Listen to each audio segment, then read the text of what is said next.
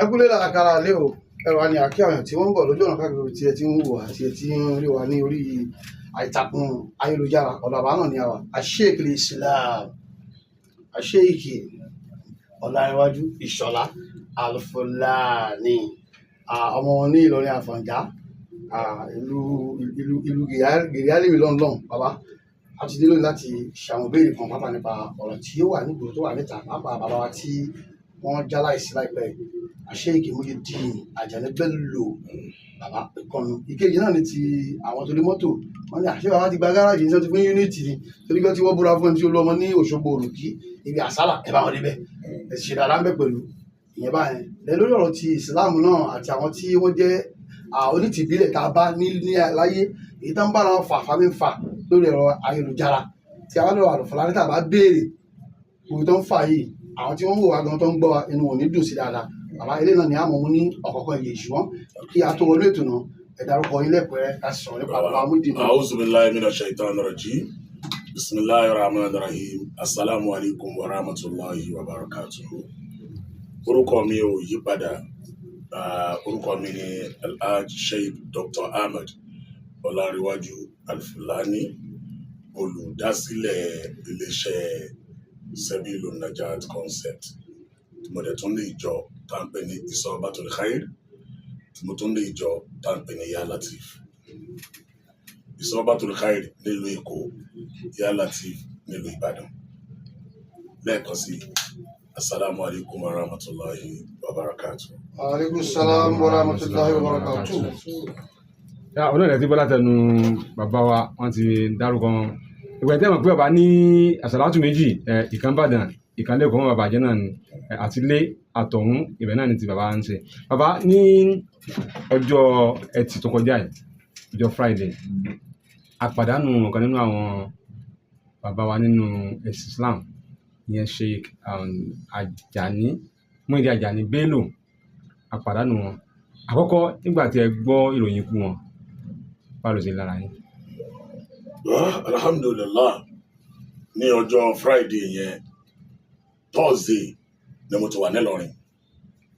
Friday torí mo ní program tí mo máa ń ṣe nílọrin every Friday ní Subi FM lálálẹ́. Ó máa ń fún mi láǹfààní láti wà nílọrin níjọ́ Thursday. Mo ti wà nílọrin ní Thursday. Friday láàárọ̀ àjínà ni wọ́n pè mí láti bẹ̀ pé bàbá jáde láyé o. Kódà bó ṣe pè mí wọ́n ní kí n jọ ká má ti sọ fẹ́ni kankan pé bàbá ò sí láyé mọ́. Lẹ́sẹ̀kẹsẹ̀ ni mo kó nílọrin. Mi ò dúró de prógráàmù mi tó rálẹ̀ ní prógráàmù mi every Friday 9 p.m. to 10 p.m. Nigerian time. Mi ò dúró de prógráàmù yẹn, mo ń láti máa sáré bọ̀ nìbàdàn.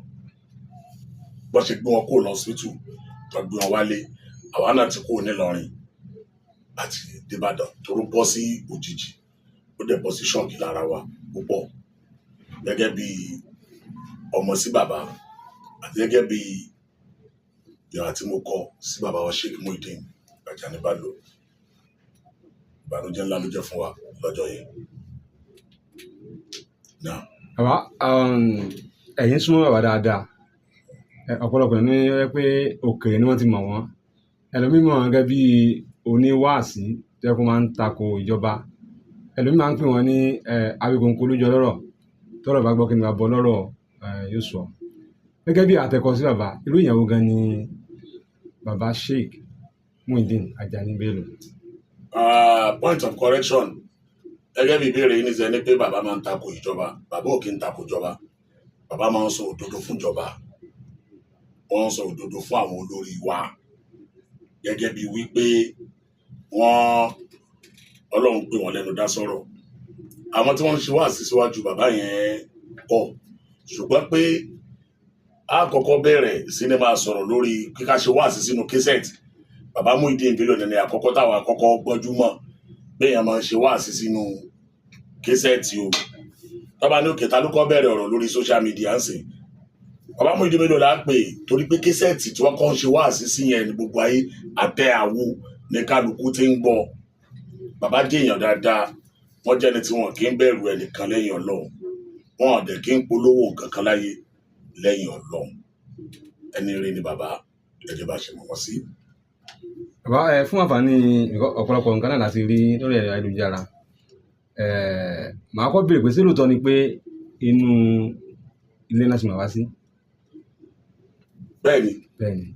kìí ṣe inú ilé yàrá wọn o, inú kọ́ńpáǹdì wọn ibẹ̀ náà ni wọ́n gbẹ́ sàárè sí, ni wọ́n sin wọ́n sí.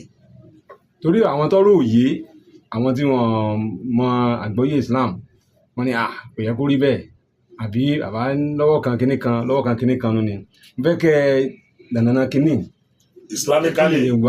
Islamically torí pé ẹ̀yin journalist téèyàn bá gbé èèyàn inú ẹni tó kọ́kọ́ yára gbé èèyàn sókè láyé, ẹ̀yin journalist ni, inú ẹni tó tún yára tó gbé èèyàn sókè ń dàkejì, ẹ̀yin journalist yìí náà ni.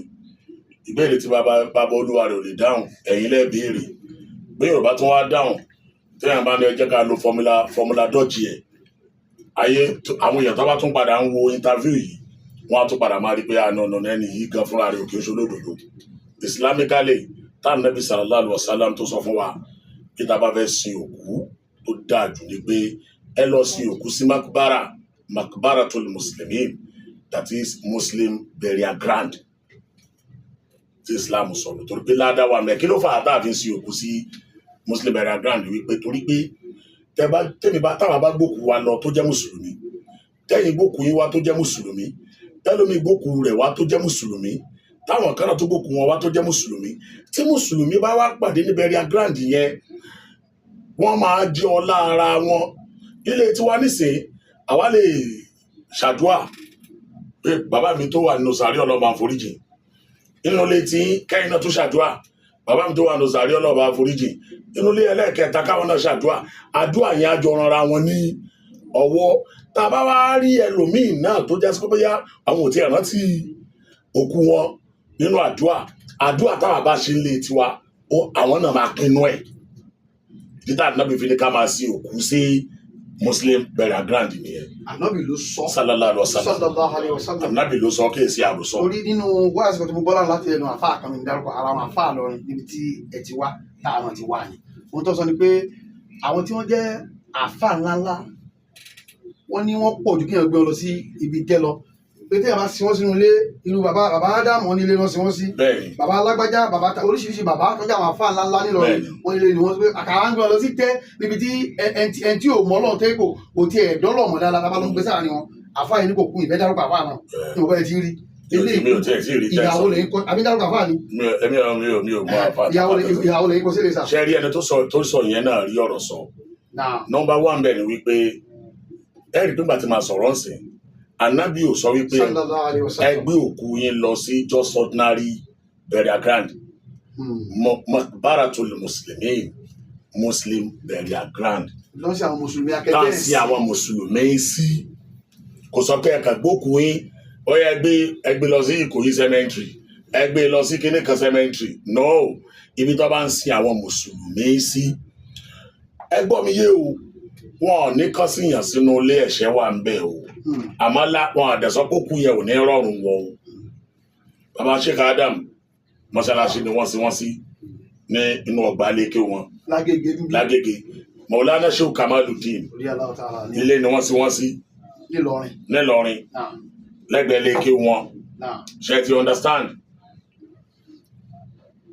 Bàbá Muyideen Bello mọ́ṣáláṣí wọn rèé, ilé ké wọn rèé, school tó jẹ́ Arabic school rèé, ilé wọn rèé, wọ́n dẹ̀ sí wọ́n sí inú compound the same venue nìbàdàn. Ṣé ti understand?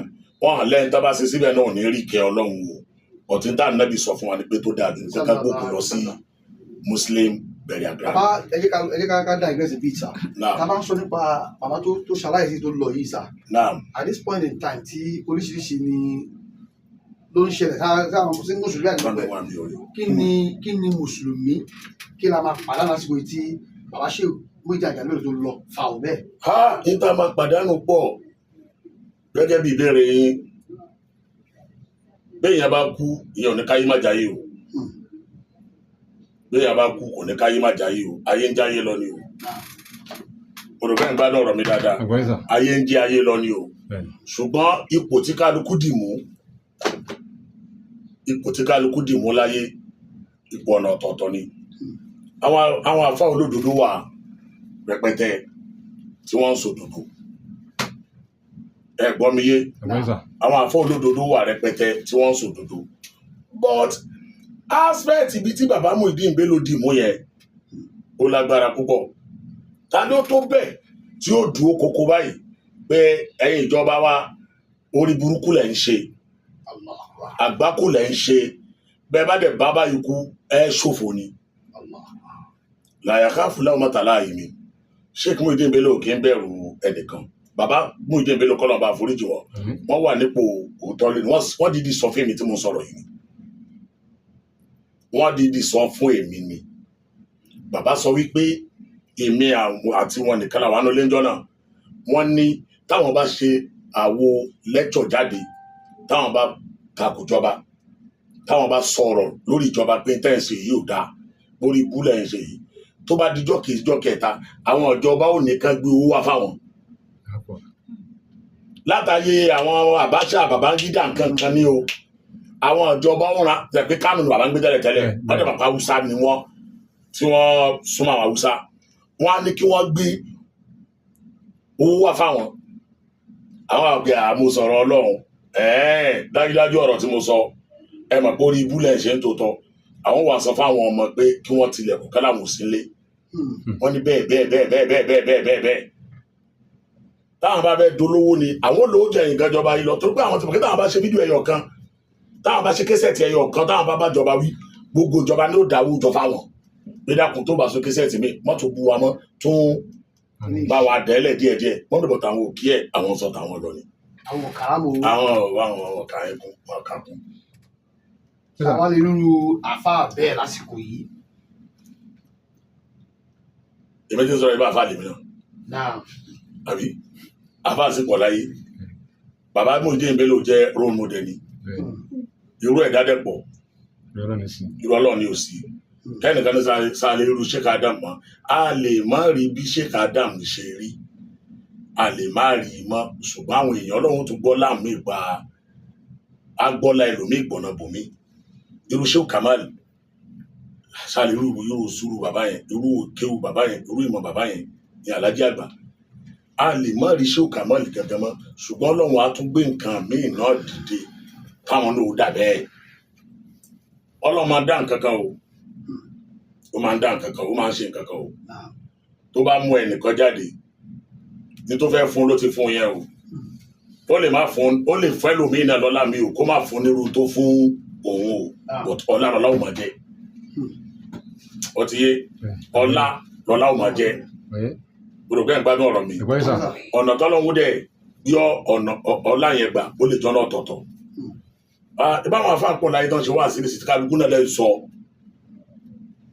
bí ìmáàmù Ọ̀fà ọlọ́mọba Sheikh Muyideen Salman the chief imam of Ọ̀fà bá ṣe ń ṣe wá sí tiwọn ó yàtọ̀ sí bí bàbá wa Sheikh Suleiman Farouk oníkejìbá mufti bá ṣe ń ṣe tiwọn ẹ gbọ́ ó yàtọ̀ sí bí Buhari ọmọ Musa ṣe ń ṣe tiẹ̀ Sheikh Buhari Musa àwọn ìyàwó náà tún wà ń bẹ̀ oríṣiríṣiríṣiríṣi àwọn tá a mọ̀ nú o àwọn oníwàásí kan wá wà táwọn ò tiẹ̀ mọ̀ tó pé oníwàásí ni wọ́n bá a ṣe ń ṣe interview yìí nísìn nílùú kálukú ọ̀gbẹ́ nílùú wa Ọlọ́run fún lágbájá ní wàásí ṣe ká bọ́ síta kéèyàn di celebrity kan mọ̀ọ́yàn lóní wàásí Ọlọ́run kan fíù ní àwọn kan bẹ lábẹ́ ilé tí wọ́n mọ kí ni ìṣe gan tọ́lọ̀ ń ṣàánú wọn gan olùgbẹ́ gbádùn ọ̀rọ̀ mi dáadáa.